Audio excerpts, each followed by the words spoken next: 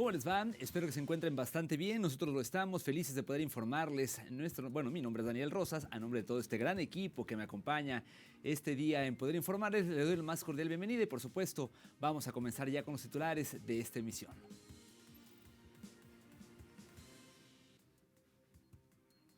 En América Latina, los mandatarios de Venezuela y Rusia firmaron nuevos acuerdos de cooperación.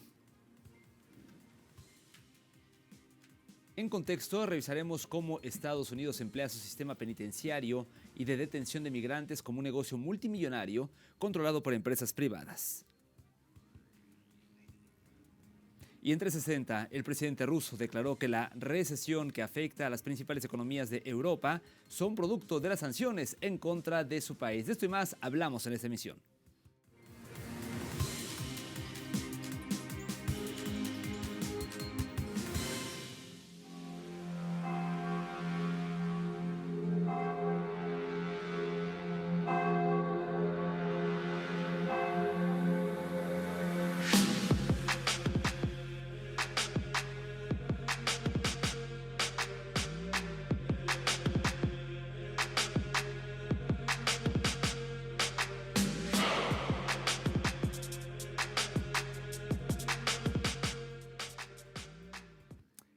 Estamos ya listos para poder informarles. Mire, este martes se inauguró en Caracas, Venezuela, un monumento conmemorativo de la victoria del ejército soviético en contra del nazismo.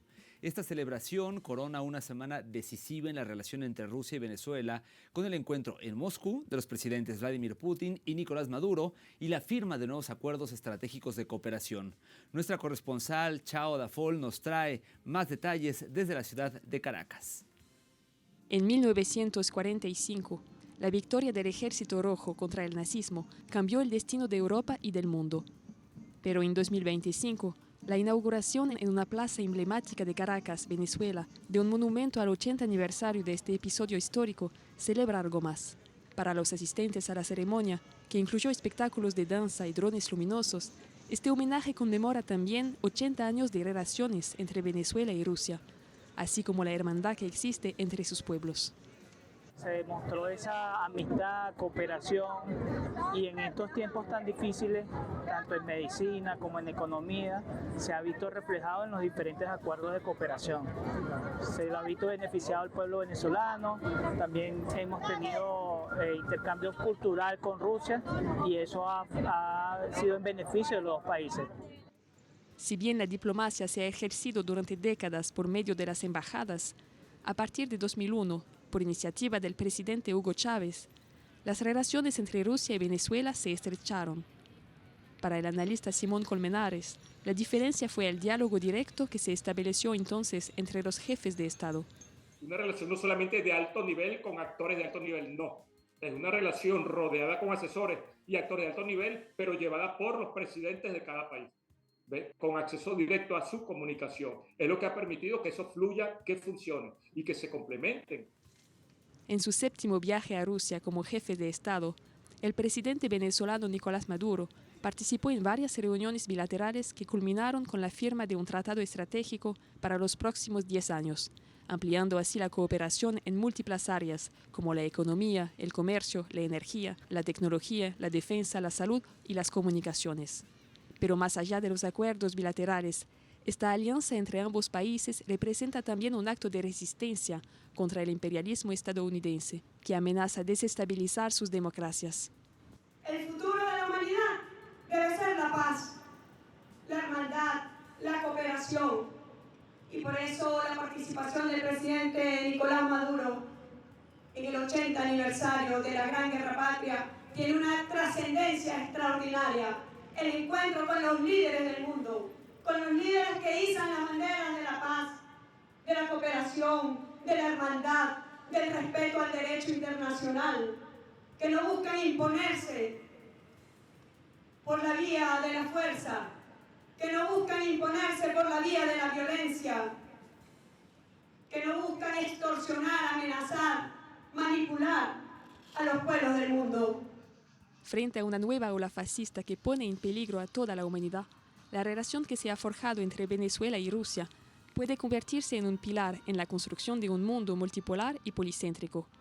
A partir de valores comunes, Se está proponiendo una geopolítica que no se somete a intereses bélicos ni financieros y que tiene como principio el respeto a la soberanía de cada país. Chada Fol, desde Caracas, Venezuela, para Telesur. Le comentó ahora que en Chile, cerca de 500 pescadores artesanales de la región de Valparaíso y otras zonas del país marcharon en contra de un proyecto de ley que busca redistribuir las cuotas entre pescadores. Vamos a ver, me refiero a pescadores artesanales y también a los industriales. El objetivo de la movilización fue mantener la cuota del 52% de la merluza asignada a su sector, tal como fue aprobado por la Comisión Mixta del Congreso. Ante este escenario, los dirigentes artesanales reiteraron su llamado a mantenerlo aprobado y a no ceder a las presiones del sector industrial que busca revertir el avance de la ley. La marcha con pancartas y banderas de Chile en blanco y negro busca visibilizar el descontento del sector artesanal ante lo que consideran una posible amenaza a un derecho ganado legítimamente. Estamos esperando que todo esto pase a ser ley para que de una vez por todas se haga justicia con la nefasta ley y corrupta ley longueira que se firmó entre cuatro paredes. Y le cuento ahora que los productores de jitomate en México mantienen su preocupación por la falta de certidumbre con el gobierno de Estados Unidos, quien mantiene su amenaza de retirarse del acuerdo bilateral sobre exportaciones de esta hortaliza, lo cual significaría aranceles del casi 21% a partir del 14 de julio. Antonio Aranda nos actualiza el tema en el siguiente reporte. Estados Unidos mantiene la amenaza de retirarse del acuerdo de suspensión para el jitomate el próximo 14 de julio, lo que provocaría un arancel de casi 21% al costo de la hortaliza.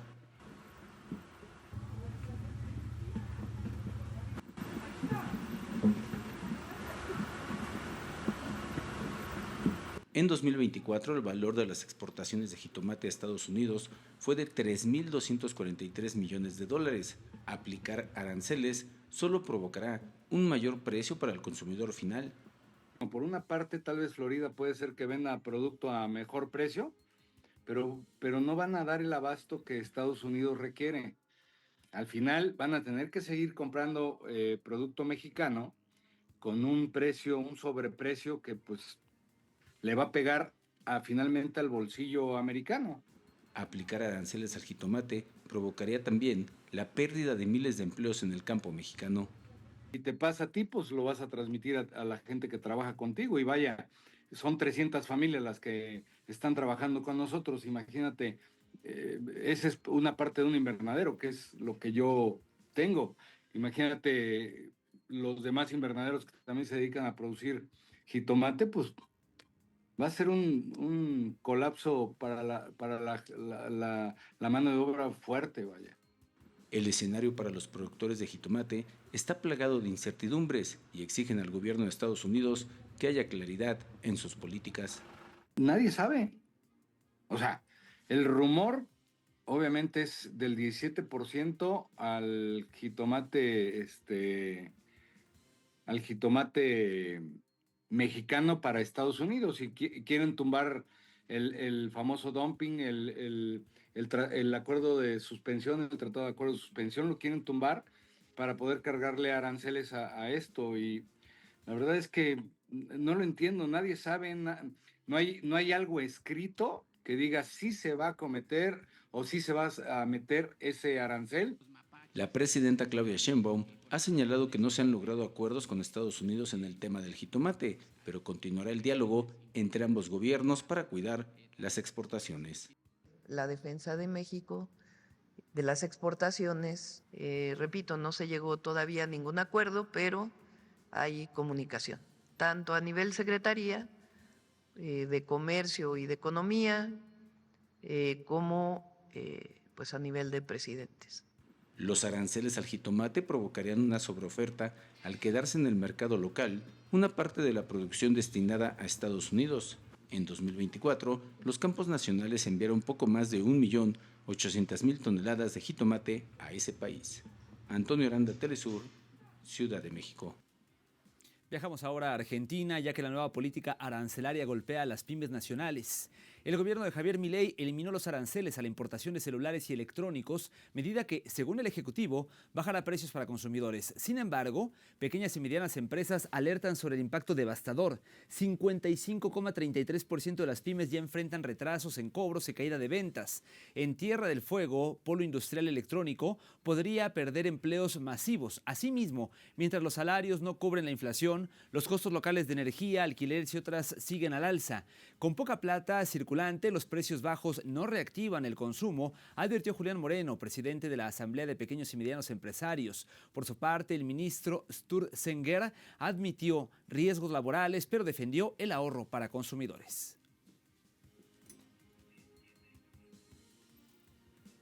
Pasamos ahora a Nicaragua, que durante el foro de la CELAC destaca la cooperación estratégica con China. El asesor presidencial nicaragüense, Laureano Ortega, resaltó en una entrevista para la televisora CGTN la sólida cooperación que se tiene con China como reflejo del compromiso del gigante asiático con el sur global. En el marco del foro China-CELAC, Ortega valoró las 5 propuestas presentadas por el presidente Xi Jinping, centradas en la infraestructura, energía, agricultura, minería y tecnologías emergentes. Beijing destinará una línea de crédito de más de $9,000 millones para proyectos en América Latina y el Caribe. Además, otorgará más de 5,000 becas para formación técnica, idiomas y reducción de pobreza, junto a la financiación de 300 proyectos sociales de alto impacto. Ortega subrayó que esta cooperación promueve el desarrollo justo, la paz y la ganancia compartida.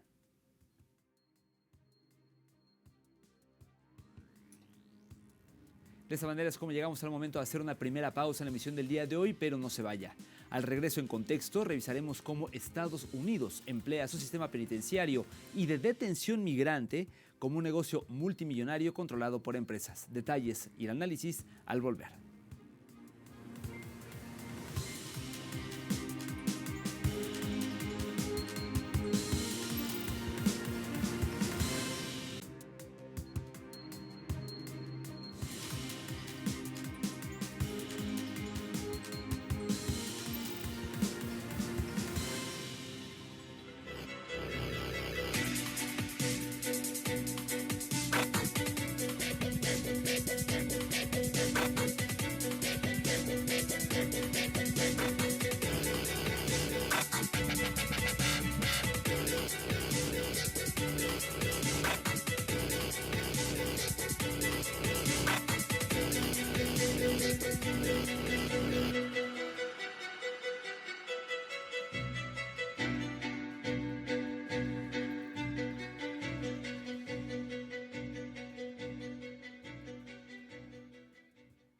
Imágenes de las cárceles de Estados Unidos, y es que el sistema penitenciario y de detención de migrantes de ese país opera en realidad como un negocio multimillonario controlado por empresas privadas en lugar de ser el Estado el que tenga el control. Conozcamos algunos detalles en el siguiente material.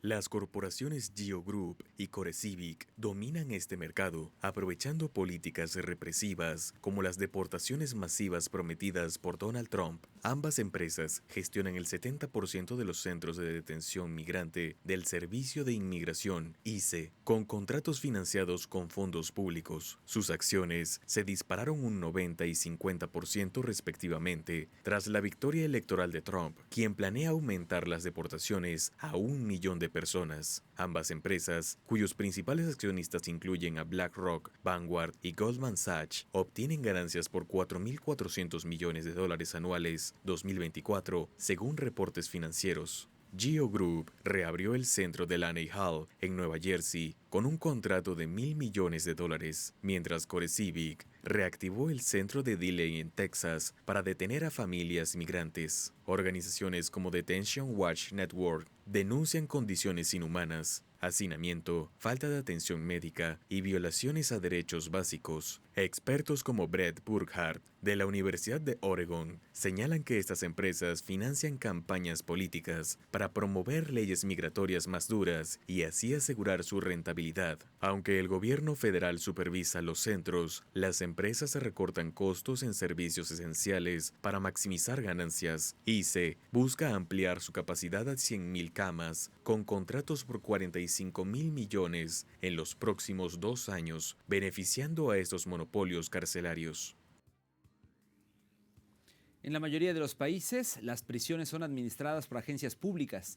Sin embargo, en Estados Unidos, las cárceles y los centros de detención de migrantes indocumentados son un negocio multimillonario en el que participan empresas privadas. Luego de regresar a la Casa Blanca, Donald Trump prometió implementar una política de deportaciones masivas y esto impulsó el valor de las acciones de los dos gigantes del negocio carcelario, el GEO Group y el CoreCivic. El presidente de GEO Group, George Solly, declaró que era una oportunidad sin precedente y que la compañía se creó para este momento. Y tenía razón. Solo en 2024 la firma tuvo ingresos por un valor, escuche bien, de 2.400 millones de dólares. Y con el regreso de la administración de Trump, espera duplicar todos sus servicios y aumentar su rentabilidad en 2025. Entre sus mayores accionistas se destacan los fondos de inversión de BlackRock, Vanguard Wolf Hill, el FMR o FMI y también, por supuesto, Goldman Sachs.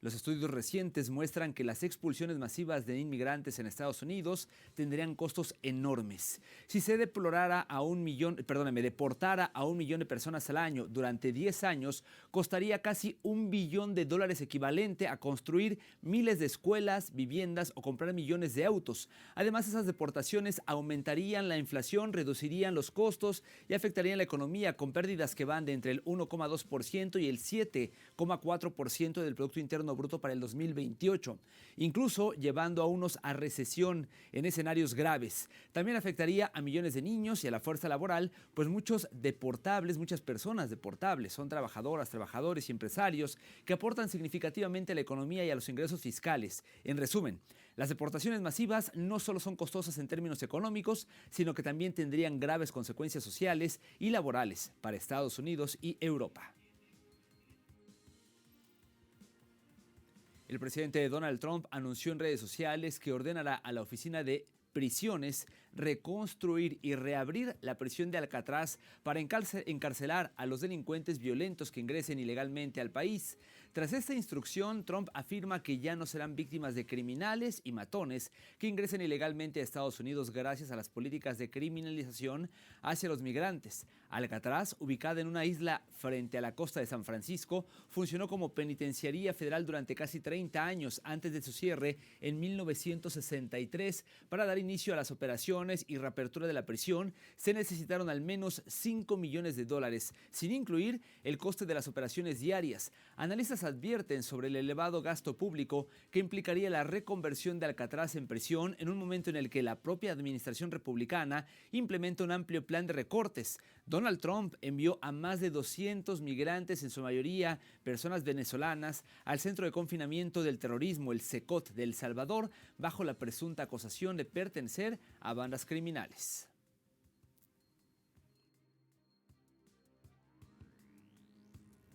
¿Qué le parece todo esto que le hemos comentado? Bueno, háganoslo saber, por supuesto, a través de nuestros canales. Por lo pronto vamos a una segunda pausa, pero al regreso en 360 estaremos hablando, entre otros temas, de que el presidente ruso declaró que la recesión que afecta a las principales economías de Europa es producto de las sanciones en contra de Rusia. Ya volvemos.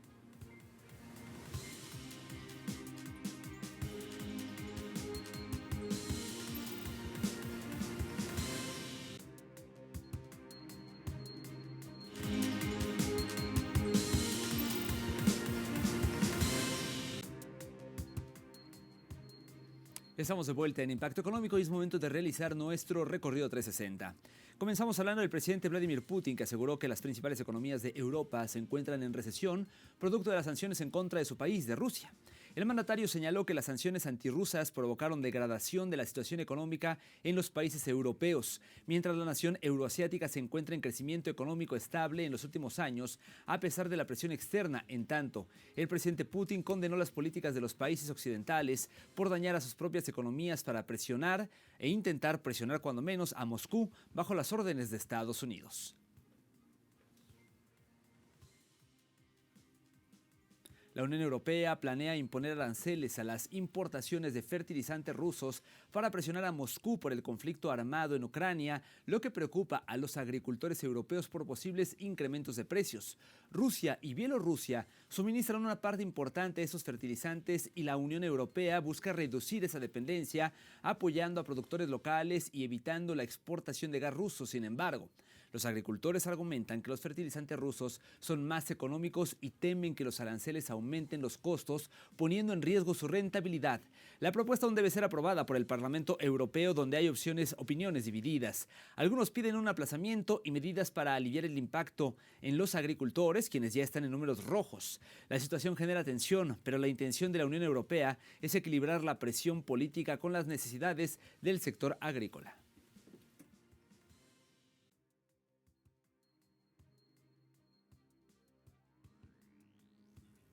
Le comento ahora que China y Estados Unidos acordaron una tregua comercial de 90 días que contempla la reducción parcial de los aranceles impuestos durante su prolongada guerra arancelaria impuesta por la nación norteamericana. Veamos más detalles a continuación. El pacto sellado en Ginebra establece que Washington reducirá los gravámenes a productos chinos del 145% al 30%, mientras que Pekín hará lo propio, bajando del 120% al 10%. La medida busca frenar el impacto negativo sobre el comercio global y las cadenas de suministro, golpeadas por las tensiones bilaterales. Además, China suspendió restricciones a empresas estadounidenses, incluida la aceptación de aviones Boeing, y Estados Unidos eliminó límites a exportaciones de semiconductores críticos. El presidente Donald Trump aseguró que se avanza hacia un acuerdo comercial sólido, destacando la apertura del mercado chino. Sin embargo, el conflicto está lejos de resolverse. Washington mantiene tarifas adicionales del 20% por la supuesta inacción china frente al tráfico de precursores de fentanilo, lo que mantiene fricciones latentes. El presidente Xi Jinping subrayó que no hay ganadores en una guerra comercial, y el canciller Wang Yi llamó a América Latina a unirse a China contra la ley del más fuerte. Aunque los mercados han reaccionado positivamente, persiste el riesgo de una nueva escalada tras la tregua. Vamos a revisar temas económicos más adelante. Mire, el dólar en Colombia, cae a 4.193,98 tras datos de la inflación moderada en Estados Unidos.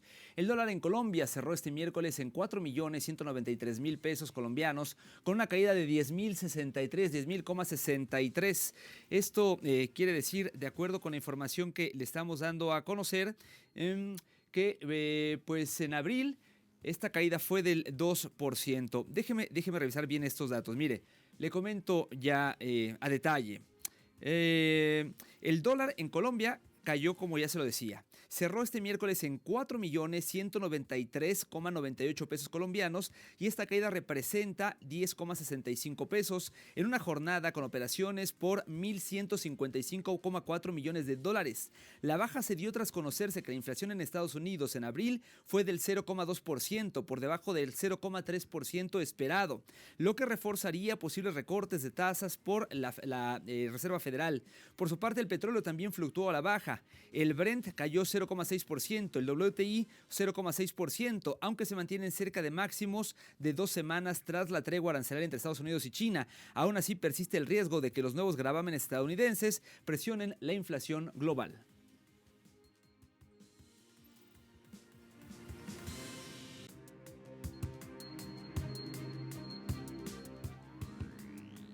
Vamos a revisar a mayor detalle los precios del petróleo. Como le adelantaba, el intermedio de Texas, en este caso marcó un precio de $63.61 con una baja de 6 centavos de dólar. El barril del Brent, el de referencia en Europa, se ubicó en $66.55 con una caída de 8 centavos de dólar, mientras que el crudo promediado por la OPEP marcó un precio de $65.38, un alza en este caso de $1.07.